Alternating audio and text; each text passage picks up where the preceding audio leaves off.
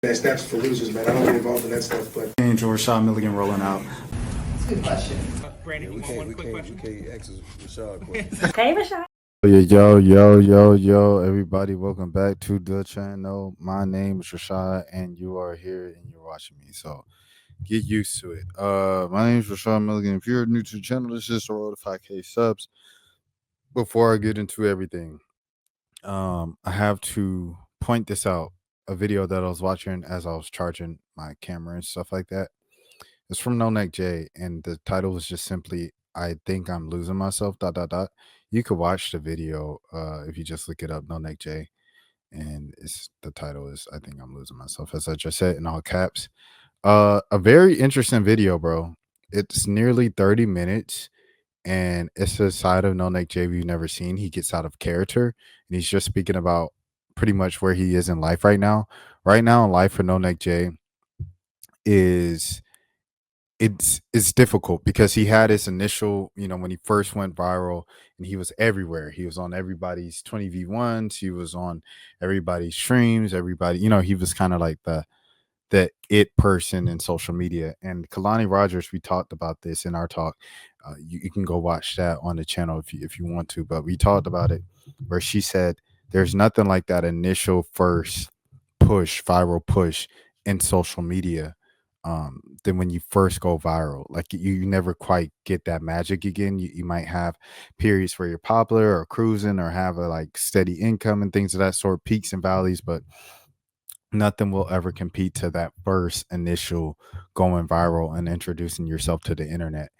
And I think that's what NoNeckJay is experiencing right now. But what he was talking about in his video was, in addition to just covering his bills and preventing himself from working, he also, is trying to take care of his sister and other family members and loved ones and things of that sort.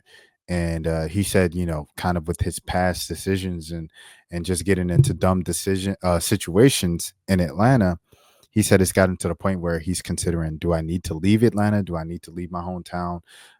Everything like that is just a very deep, great, I feel like, intellectual piece of property that we haven't really seen from NoNeckJay. And I think it goes beyond content creation, but just what so many young black boys and young black men and just black people in general, or you could even say young adults in general, face when they kind of have this period of like, what am I doing with my life?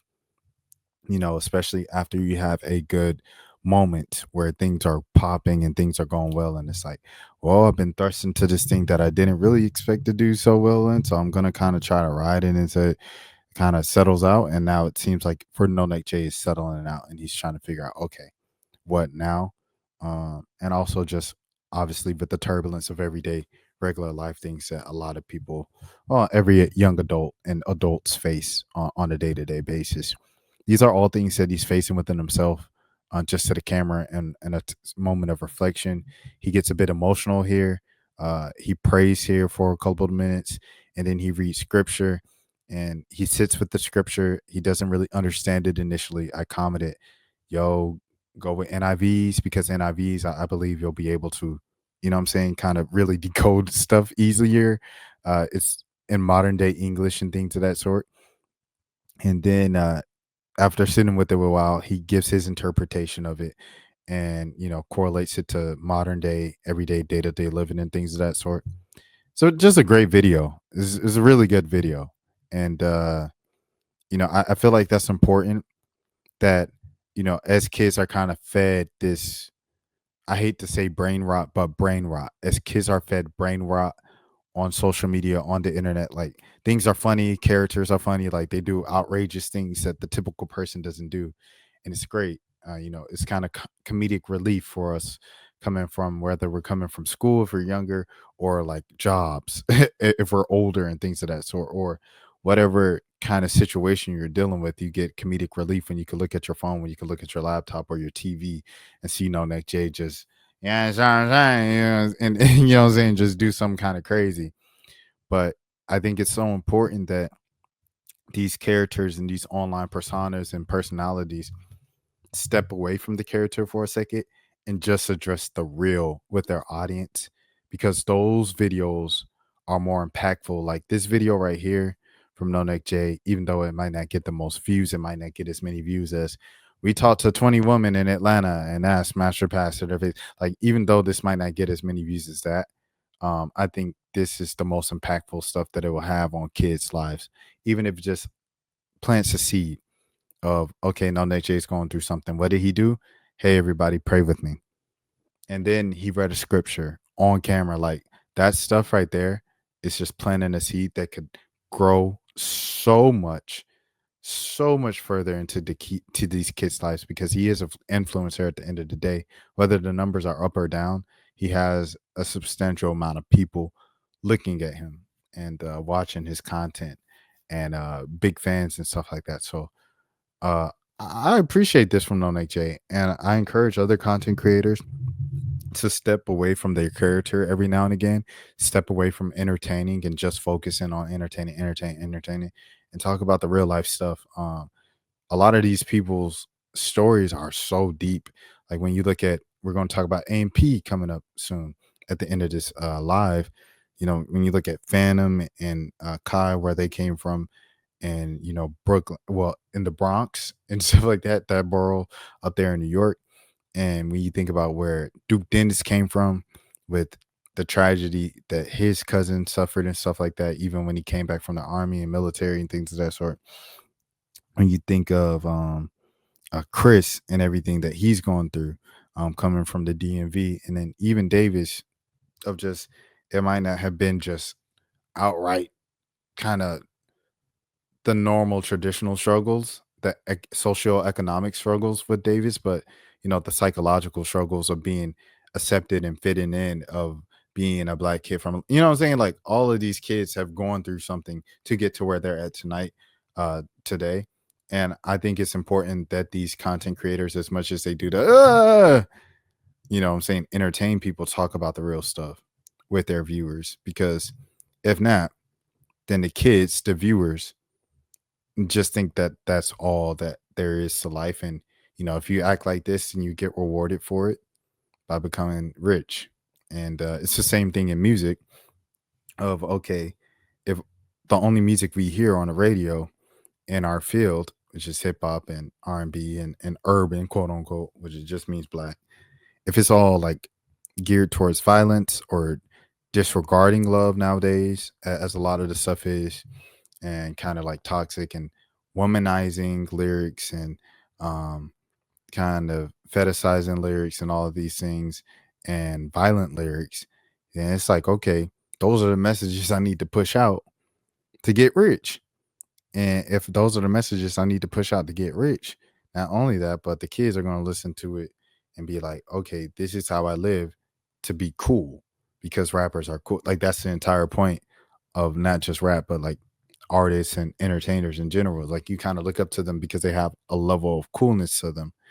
And so if you're going to be up there as a cool figure that kids are going to look up to and imitate, you know, we seen the John Morant thing, right? Where John Morant, you know, he gets in trouble for the guns and stuff like that, the 3 spraying guns, and then he comes back from a suspension and a fine, and he, or a fine. I'm not sure if he got suspended. I cannot remember at this point of the season, but he does the zips his lip, sing, throws the words out, and you know, covers, but it looks like something else. And then the next weekend at AAU, all the kids are doing this, right? Like, because that's just the influence that they have. So I think with influence, it's always important to step away and be like, hey, I'm a real person who goes through real things. I had real struggles. Like when E. Kane talks about her financial struggles and putting the kids through school, and going back to school herself to encourage the kids, and going to get a job. And this, when she steps out of the character of E. Kane, Chris, when she steps out of that character, there's so much more there. And I think it's important. I say it so often on this channel, but it's so important that people see that side of entertainers, and in particular, like black faces, because those are what the kids look up to, and that's what they imitate. And then, you know, it prevents, if Smooth Geo could have been real about like how his mom felt about him not going to college and this and that, and he probably has videos on that. But if those videos could have been clipped and been used and talked about and discussed more. It could have saved the entire generation of, kind of what we see, what kids want to be now. Like, or they say like most kids want to be YouTubers now. Let me look up the statistics. Hold on. Kids want to be, influencers. Here it is. In September 2024. In 2019, it was 86% of young Americans want to become social media influencers. And in 2024, 57% of Gen Zers want to be influencers. It's constant Monday through Sunday, says creator. So there's a misconception that it's easy, but look at all this pay. This pay is crazy, bro. Pay is crazy. The money is crazy. But anyways, I guess I'll I guess look into this more because people are like, more analysts, not just on. Okay, nearly half of all online content creators earn less than $15,000 a year. But yeah, there it is. Those are the numbers. But as you see, you get into the 5%. Oh, the people getting more than that. I know. I know multiple people getting this. I know multiple people getting this in a month. Multiple. And it's like, if I know multiple, I think it might be more than 7.2. Okay, but I know a lot of people like this as well. So it's like majority of the people I know are like this. But I know more, I say a handful of people that make this in a month off Facebook alone. So it's like, I don't know about these numbers. All I'm saying is with it, knowing people like this, it's like they made me realize it was possible, bro. But anyway, I'm getting off track. I'm getting off track. The whole point of this is to say that influencers have a large, hence the word influencer, influence on the next generation, to the point where most kids want to be NoNeckJay. Most kids want to be Kai Cenat. Most kids want to be an A&P. Most kids want to be in FaZe Clan. Most kids want to be the next DDG. You can go down the line. These kids want to be Melt. These kids want to be Convy. These kids want to be Aiden Ross. These kids want to be Speed. These kids want to be Cuff'em.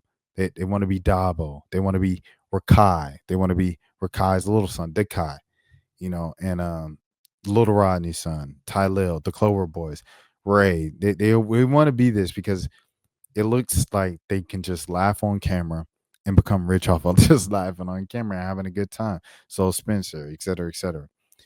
It's important to show this, to show, hey, the numbers are down right now.